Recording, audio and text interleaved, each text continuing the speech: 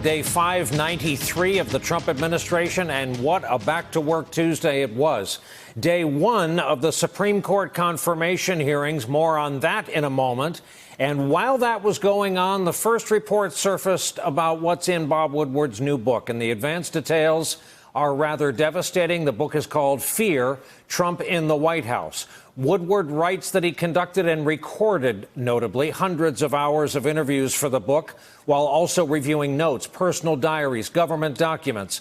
The Washington Post reports that Woodward describes, quote, a nervous breakdown of the executive branch under this president, and that, quote, Woodward depicts Trump's anger and paranoia about the Russia inquiry as unrelenting, at times paralyzing the West Wing for entire days. Among the most revealing details are the interactions between President Trump and his first lead attorney in the Russia investigation, who you'll remember was John Dowd.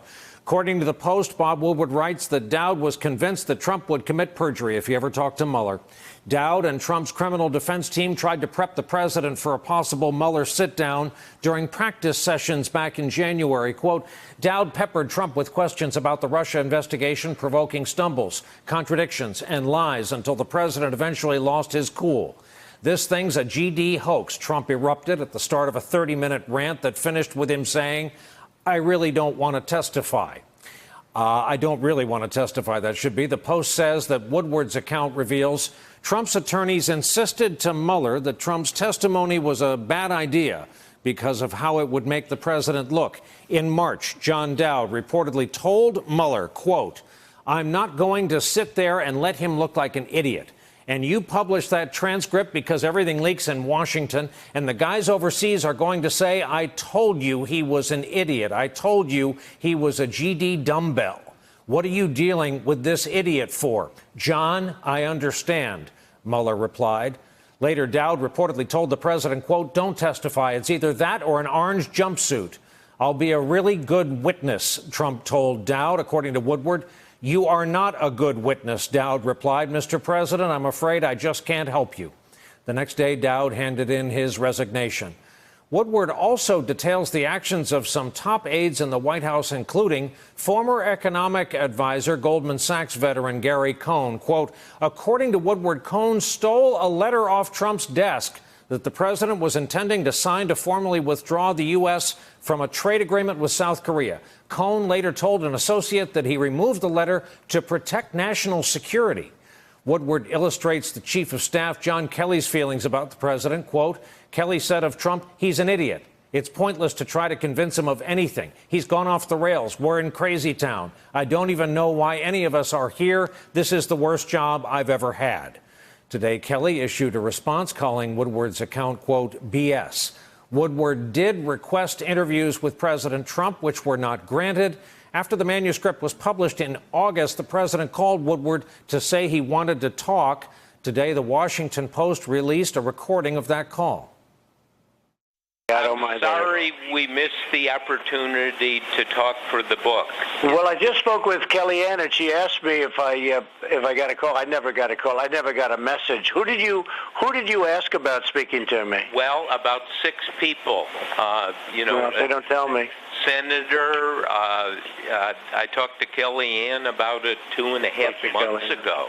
I've got to go talk to people and see them outside of the White House and outside of their offices, and gained a lot of insight and documentation. And it's a tough look at the world and your administration and you.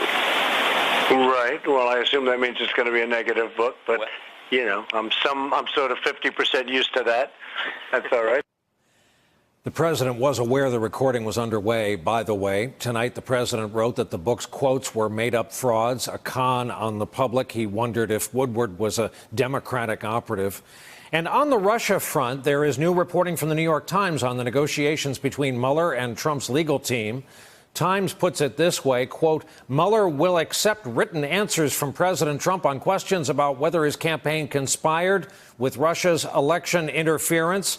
Mr. Mueller's office told Mr. Trump's lawyers in a letter 2 people briefed on it said on Tuesday on whether the president tried to obstruct the inquiry itself. Mr. Mueller and his investigators understood that issues of executive privilege could complicate their pursuit of a presidential interview and did not ask for written responses on that matter. Tonight, NBC News is reporting that a person familiar with the matter says discussions are, quote, moving in a positive direction. That's certainly the line some Trump surrogates took on television tonight. Let's bring in our leadoff panel on a busy Tuesday night. Philip Rucker, Pulitzer Prize-winning White House bureau chief for The Washington Post. Jeremy Bash, former chief of staff at CIA and the Pentagon, also a national security analyst for us, and Barbara McQuade, former U.S. attorney for the Eastern District of Michigan. Good evening and welcome to you all. And Philip, I try gamely to prevent you from ever passing judgment on one of the stories that comes before us, but you have read now and reported on this book. You report on this White House every day. Do the two portraits match up? They absolutely do, Brian. And what we have in Woodward's book is a lot of new detail and color and scenes and episodes that fit in with the broader narrative that I think has been very clear now of this president, really showing a lack of knowledge and information about the world, a lack of curiosity, and alarming his advisors.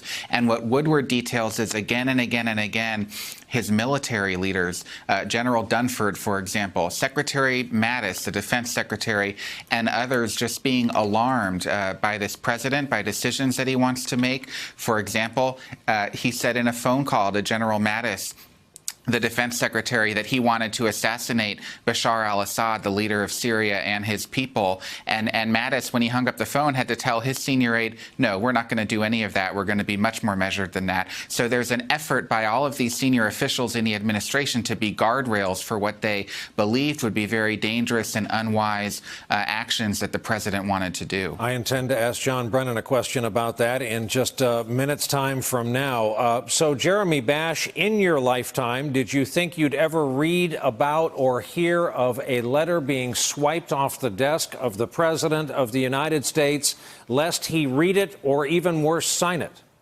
No, Brian. And what we see here is our system of government is heaving under enormous strain because we have a president whose cabinet does not trust his fundamental judgment. They believe he's unfit to make core decisions about national security, about life and death. And they not only are alarmed, as was just referenced, but they actually believe that his actions are a direct threat to national security, and they have to take unprecedented steps to prevent that from happening. Barbara McQuade, these portions about lawyers conducting a practice session with the president and then relating the results of that to Mueller, does that, given your experience, I know you weren't in the room, or for either instance, does that ring true to you? I don't know. You know, it's the idea that they would do a practice interview does ring true to me. I think that that's a common scenario to help someone understand what it might be like to go through that. But to then try to use that as an excuse to not conduct the interview does not seem like a winning argument. You know, the law says that a grand jury is entitled to every man's evidence, is the way the law was phrased long ago. That includes a president. And so just because you're bad at telling the truth doesn't mean you get out of it. Hey there, I'm Chris Hayes from MSNBC. Thanks for watching MSNBC on YouTube. If you want to keep up to date with the videos we're putting out, you can click subscribe just below me or click over on this list to see lots of other great videos.